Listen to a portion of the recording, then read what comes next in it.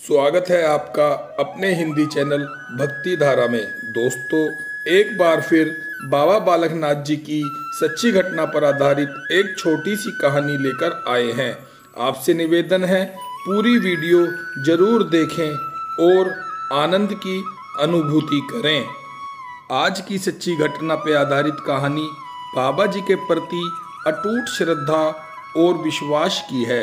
वास्तव में ये बात बिल्कुल सच है कि अगर हम बाबा जी के ऊपर अटूट श्रद्धा और विश्वास बनाए रखते हैं तो फिर जीवन में कितने भी मुसीबत के अंधेरे क्यों ना आ जाएं, लेकिन बाबा जी की कृपा सूरज की किरण के समान सभी तरह के अंधेरों को समाप्त करके जीवन में खुशियों की सुबह कर ही देती है। ये कहानी पंजाब के शहर में रहने वाली महिला की है। महिला का नाम सुमन है।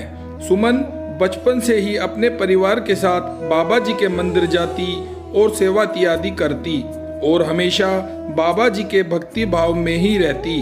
धीरे धीरे समय आगे बढ़ता गया और सुमन भी शादी योग्य हो गई। अब सुमन के पिता को सुमन की शादी की चिंता होने लगी। सुमन के पिता ने अपनी बेटी की शादी जल्द ही कर दी, लेकिन शायद किस्मत को सुमन के जीवन की खुशियां मंजूर ना थी। सुमन की शादी तो जरूर हुई, लेकिन अत्यधिक गृह कलेश के कारण सुमन ने तलाक लेने का फैसला करा और सुमन ससुराल छोड़कर एक अलग घर में रहने लगी। सुमन का आत्मसम्मान और बाबा जी पे अटूट विश्वास ही था जो उसने अपने मायके में न रहकर अलग किराए के मकान में रहना पसंद करा। लेकिन शायद किस्मत और कठिन फैसले करे बैठी थी।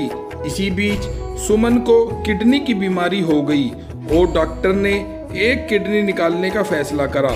अब सुमन एक किडनी के साथ जीवन यापन कर रही थी। सुमन एक तरफ जीवन के दुखों से लड़ रही थी, वहीं छोटे छोटे बच्चों का ख्याल रखना भी सुमन की जिम्मेदारी में शामिल था, जो सुमन ने बहुत अच्छी तरह निभाई।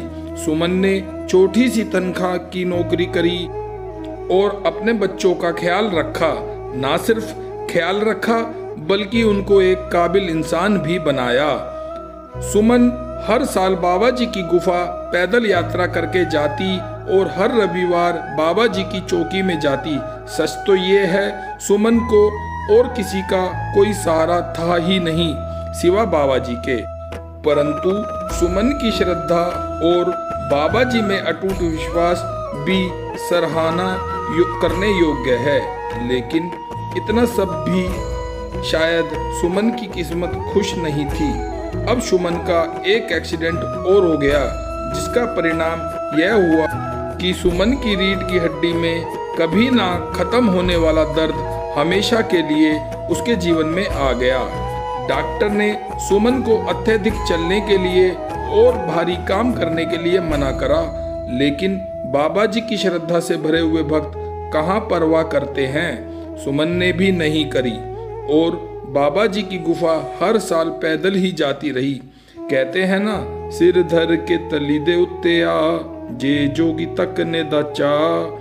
अब सुमन रोज प्राइवेट कंपनी में क्लर्क की नौकरी करती और अपने बच्चों का जीवन सुखमय बनाने का प्रयास करती और उनकी शिक्षा इत्यादि का ख्याल रखती और रविवार को बाबा जी की चौकी में जाती और हमेशा बाबा जी के ध्यान में रहकर बाबा जी को याद करती रहती। ये ही सुमन का जीवन था। समय बीता, सुमन के बच्चे बड़े हुए।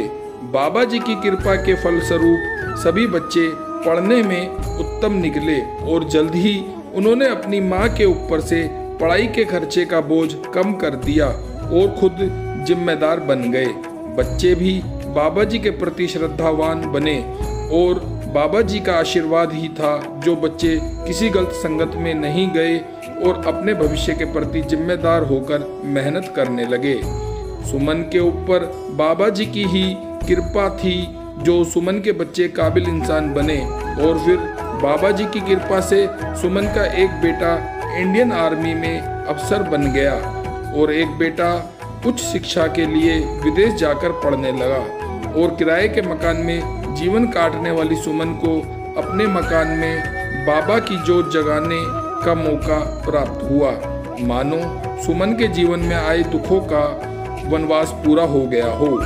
सुमन को यकीन ही नहीं था कि जीवन की ये सब खुशियाँ उसको देखने को मिल रही हैं। वो बाबा जी का लख लख शुक्राना बोलती और सबसे कहती, मेरे जोगी जयाना कोई मैं टोल टोल देखी दुनिया। सुमन के बड़े बेटे ने अपनी माँ को हर ख्वाहिश पूरी करी। सुमन को